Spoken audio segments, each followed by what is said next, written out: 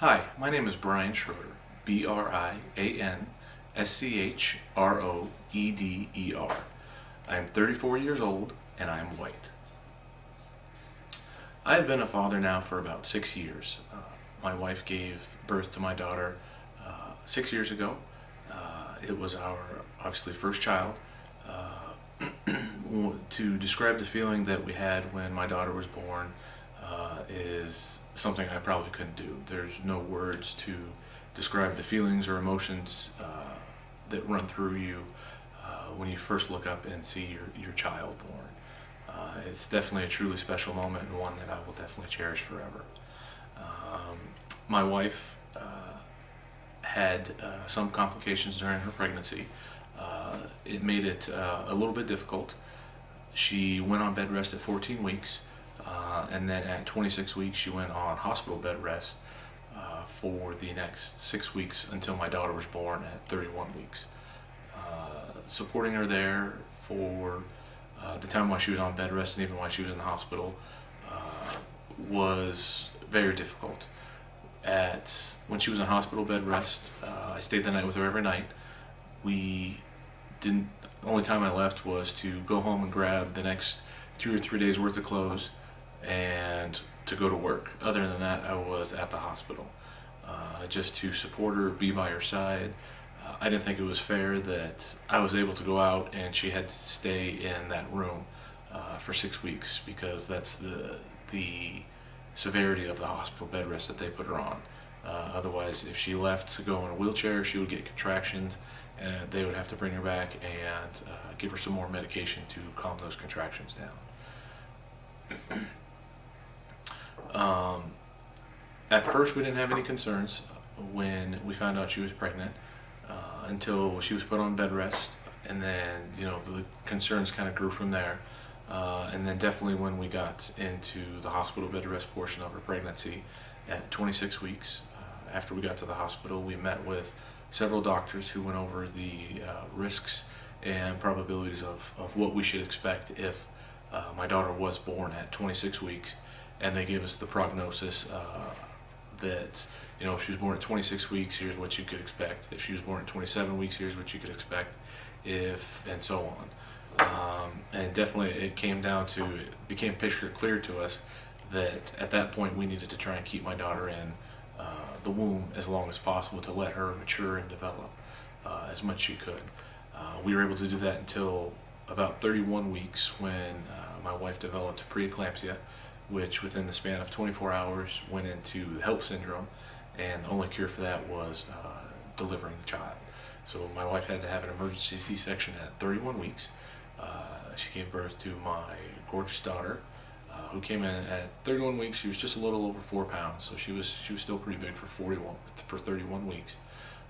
She had to stay in the NICU for 16 days, and my wife had to stay in the hospital another week longer just to get over all of the effects from the preeclampsia and get her strength back up a little bit from being in the hospital for 6 weeks. And that time was very difficult. I had my daughter in one room in the NICU, and then I had my wife in another room, and then I still had to work. So trying to be in 3 places at once definitely wasn't easy. It was a very hard time, but we got through it. My wife stayed strong, and I stayed strong for her, and we both stayed strong for my daughter, who was in the NICU. When we all got to finally go home as a family was one of the greatest times as well. We were finally all together, not in a hospital, and just being a family, doing family things that you can with a 16-day-old baby, 17-day-old baby. Having a family is definitely is the best thing that's happened to me, and I wouldn't trade it for the world.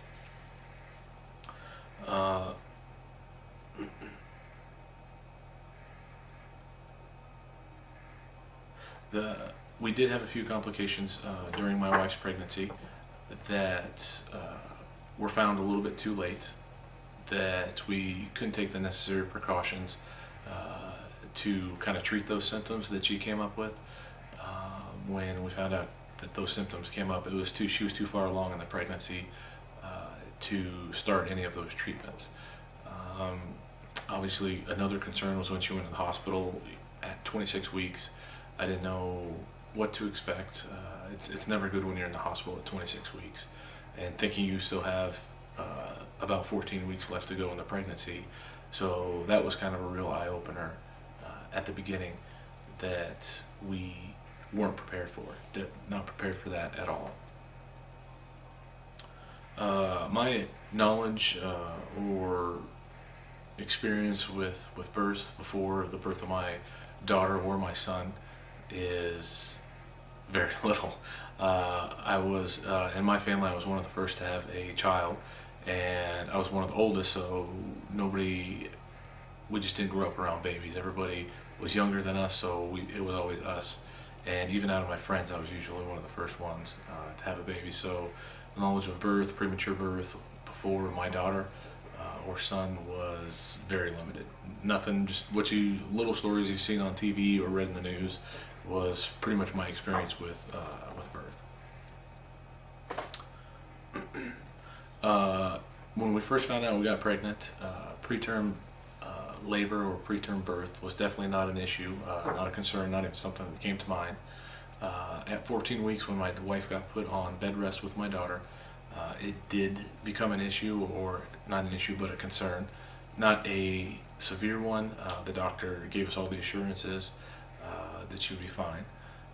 At 26 weeks, when we went in the hospital, it was a huge, huge concern about preterm birth, especially after talking to the doctors and them letting us know what to expect each week if my daughter was born.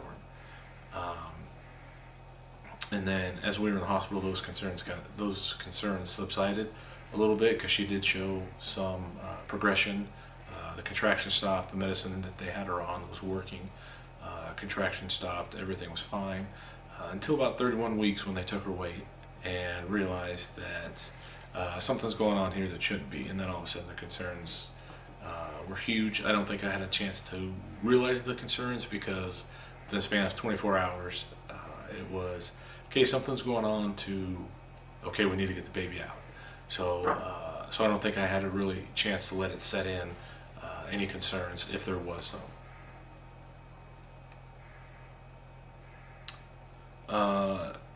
The risk factors that if my daughter was born preterm were told to us at 26 weeks when we went in and to the hospital, and the doctors kind of sat us down and they told us the probabilities and what to expect if my daughter was born today, if she was born next week, the week following, and they got progressively less and less risky as time went on.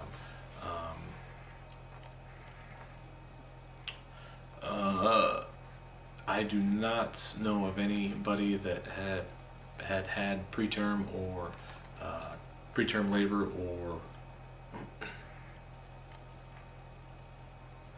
I do not, prior to having my daughter, I do not know of any family or friends that had preterm labor.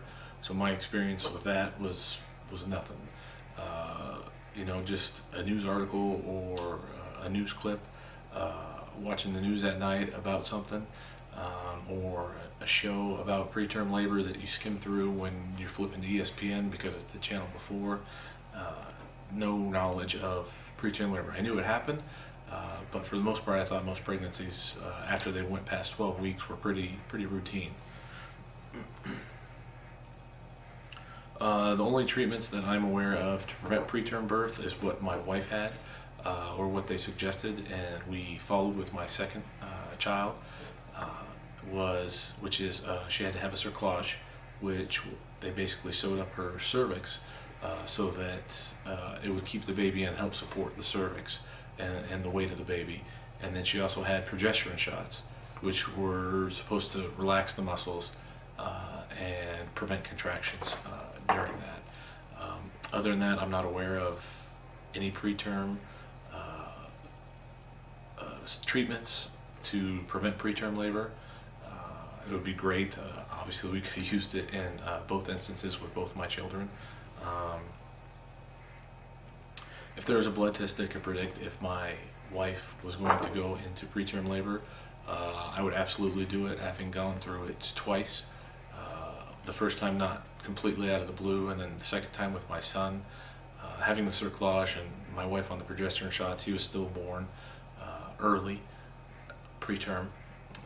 I would definitely do it because after having experienced it twice, I feel obviously the second time I was better and more prepared for it, just because you're ready for it. It's not a surprise. It's just you prepare yourself mentally for it. You're ready to go. You're ready to help out. You're ready to be there and support your wife and do what you need to do to help out wherever you can. Because as a father, you're completely helpless. There's really nothing you can do except be there and support your wife and get as much information as you can to make the best decision possible. And I think a blood test that could predict that, that would help some future parents to get ready for it and prepare for it and know some or majority of the common risks going into it would be definitely beneficial, because they would be prepared for it and would be such a shock when there's so much else going on. Thank you very much.